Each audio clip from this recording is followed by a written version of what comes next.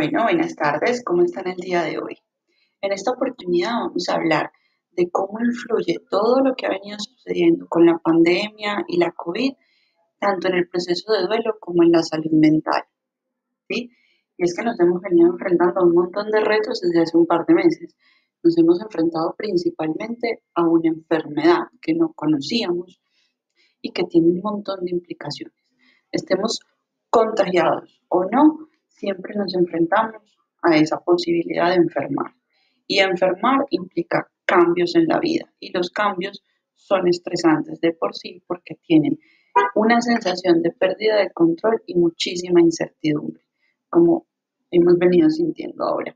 Nos vamos a enfermar o no, nos vamos a complicar o no, además de la perspectiva de futuro que es tan incierta. Eso ha traído un montón de problemas económicos, políticos, académicos, familiares, sociales, que hacen que la vida se vuelva bastante complicada. ¿Sí? Adicionalmente, al ser una situación mundial y de magnitudes tan grandes, hay otro montón de factores que nos complican mucho la situación. Primero, tenemos múltiples discursos. Hay noticias en todas partes, unas opuestas a otras. Es como difícil poder entender todo lo que está pasando con la cantidad de discursos que tenemos alrededor. Adicionalmente, tenemos un fácil acceso a muchísima información, no siempre verídica. Entonces, no es difícil que nos toquen noticias dudosas o noticias falsas que nos generan incluso más angustia. Si adicionalmente estamos contagiados o tenemos el riesgo de estar contagiados, no hay claridad en el manejo, por ejemplo, de las pruebas y los diagnósticos, especialmente en los tiempos que se demoran en tomar las pruebas y en llegar los resultados, eso incrementa angustia. Y si tenemos que afrontar el diagnóstico en nosotros o en alguien cercano, es un asunto que se hace en soledad, en aislamiento, porque la primera recomendación es aíslese, ¿cierto? Entonces nos toca no solamente enfrentarnos al malestar físico de la enfermedad, sino al malestar emocional que trae toda la soledad del aislamiento. Todo esto lo hemos vivido como en un carrusel de emociones, ha sido un torbellino de cosas por las que hemos pasado que la podríamos organizar incluso como un proceso. Primero hubo muchísima ansiedad, muchísimo miedo, muchísima angustia, porque era algo que no conocíamos, no sabíamos muy bien a qué nos estábamos enfrentando ni qué tan duro nos iba a tocar. Cuando eso sucede, hay un montón de respuestas cognitivas y comportamentales que a veces no son muy adaptativas ni funcionales, por eso parecen no tener sentido. ¿Se acuerdan cuando todo el mundo salió a lo loco a comprar papel higiénico? Que la pregunta era, ¿pero para qué? Como que el virus y la lógica del virus no tienen nada que ver con el papel higiénico, pero son respuestas que ante cualquier enfermedad, ante cualquier situación de incertidumbre, los seres humanos reaccionamos de formas no muy racionales, ¿sí? Eso es normal que ocurra. Pasamos esta etapa de ansiedad donde incluso nos llenamos de cursos, nos pusimos a hacer un montón de cosas al tiempo por la sensación de que al estar en casa se podía perder el tiempo, había que aprovechar ese tiempo libre que nunca tenemos en hacer mil cosas. Esos son comportamientos asociados a la ansiedad en respuesta a una situación que no sabemos muy bien cómo manejar. Después, pasando esta locura, llega un momento donde empezamos a sentirnos más bien como tristes. Hay una sensación de desesperanza, de soledad, donde me empiezo a añorar los abrazos, las reuniones sociales, cosas que parecían muy pequeñas y que dábamos por hecho y que en este momento no podemos hacer, no podemos tener por las restricciones que tenemos.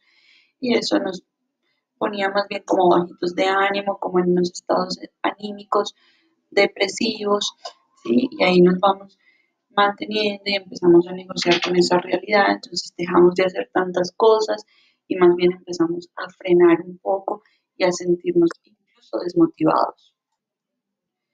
Todo esto va a estar influenciado por otros factores asociados a la misma pandemia, a la misma emergencia, que tienen que ver con el malestar físico y mental que producen, que no para todo el mundo es igual, no todo el mundo lo vive en la misma intensidad, la percepción social que existe sobre la enfermedad, pues nos bombardean de noticias, de tips, de recomendaciones, de advertencias, de un montón de cosas, eso incrementa la percepción de riesgo. Entonces, no sé si han tenido la sensación de que son como radiactivos, son peligrosos para el otro y todo el mundo es peligroso para uno.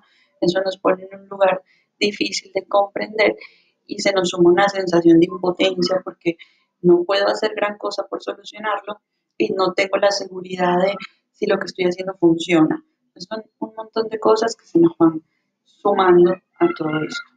Adicionalmente, y decimos que estos son procesos individuales, que cada quien lo asume diferente, porque todos tenemos distintas estrategias para resolver problemas y para afrontar dificultades. Al principio nos concentrábamos mucho en la emoción, ¿sí?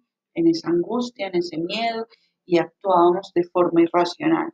Después empezamos a centrarnos un poco en el problema realmente, a buscar información veraz, a buscar formas de protegernos, entonces averiguamos cómo funcionaba el tapaboca, cuál era el mejor, si el distanciamiento, cómo lo llevábamos, si realmente usar guantes era recomendable o no.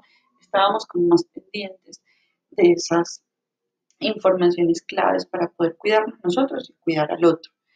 Los que se centran más en la emoción, usualmente les cuesta un poco más sobrellevar todo esto porque a veces esa intensidad emocional no nos permite ver las cosas con tranquilidad.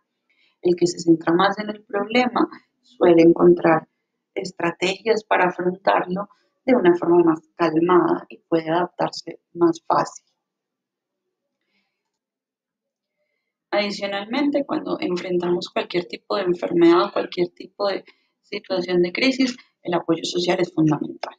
Aquí nos hemos encontrado un montón de restricciones sociales y eso que han llamado aislamiento social, que ha hecho que nos sintamos como tal aislados. Nos empezamos a sentir más solos de lo normal, empezamos a sentirnos como aparte del mundo, como fuera de todo, como donde me ubico. Y por eso es tan importante entender que el distanciamiento es físico y no social. Hoy tenemos la tecnología para comunicarnos, para acercarnos y acompañar sin estar ahí presentes. Hemos logrado solucionarnos, hoy nuestro mundo sí se ha reducido mucho a la virtualidad, pero ha sido la forma para poder seguir funcionando. Cuando ante un proceso de enfermedad el apoyo social no existe o es muy pobre, se nos convierte en un factor de riesgo importante para la salud mental, porque no hay forma de equilibrar esa sensación de desesperanza y de angustia que podemos tener.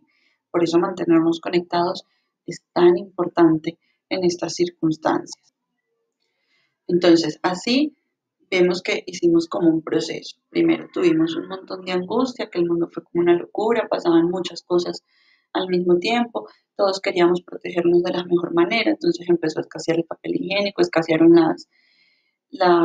los tapabocas, el mundo se volvió como una locura que iba a toda velocidad. Luego empezamos a sentirnos más bien como tristes, como nostálgicos, como estoy cansado de estar solo, y ya empezamos a negociar con esa nueva realidad que estamos viviendo para poder adaptarnos y poder sentirnos un poco más tranquilos a pesar de todo lo que está sucediendo. La sensación es muy como de resignación, porque bueno, estamos viviendo esto, lo estoy afrontando, estoy tranquilo, sin embargo, no quiero conformarme. Eso es normal, es una dualidad en la que seguimos viviendo, incluso es sana, porque quiere decir que cuando podamos volver a adaptarnos a una nueva realidad, donde podamos sentirnos más tranquilos y más conectados con el mundo, lo vamos a poder hacer. Ahora, si pensamos en el duelo, que ya de por sí perder a un ser querido tiene un impacto psicológico muy grande y requiere de procesos diferentes, si le sumamos todo esto que hemos venido viviendo, podemos entender que es una carga emocional bastante pesada. Por eso tenemos que ir a lo que hablábamos la semana pasada sobre el duelo complicado y los factores de riesgo que existen para desarrollarlo, para tratar de prevenir en lo posible el desarrollo de enfermedad mental, de problemas de salud mental que se pueden derivar a partir de un duelo complicado. Cuadros depresivos, cuadros ansiosos, trastornos del sueño, incluso problemas de salud como los problemas cardiovasculares, son asuntos que se pueden derivar de un duelo mal elaborado. Con toda esta situación, tenemos varios factores de riesgo a los que vale la pena prestarle atención. Uno de ellos es las circunstancias de la muerte y la forma en cómo nos enteramos de la muerte de nuestro ser querido. En muchos casos, sea por COVID o sea por cualquier otra cosa, nos estamos enfrentando a unas muertes que se dan en solitario, sin posibilidad de acompañar. Y esto para los dolientes implica una carga muy grande, ¿sí? Porque quedamos con la duda de si hubiéramos podido hacer algo más, quedamos sintiéndonos como si hubiéramos estado en deuda con esa persona que falleció. Adicionalmente, la forma de enterarnos, al no poder estar ahí en el caso de una hospitalización, por ejemplo, es por teléfono. O sea que el mensaje depende de quién lo está dando y de la presión que esa persona pueda tener, e incluso de la capacitación que tenga para dar malas noticias. Si adicionalmente la muerte es por COVID, es una muerte cargada de temor, una muerte cargada de estigmatización, es una persona que sale sola de su casa, que llega sola a un hospital y de la que tenemos información muy racionada en ese proceso que está tratando de luchar por su vida. Esto genera unas cargas de angustia y de anticipación que son bastante pesadas y que en el momento de dar la noticia de la muerte es como si el mundo se derrumbara.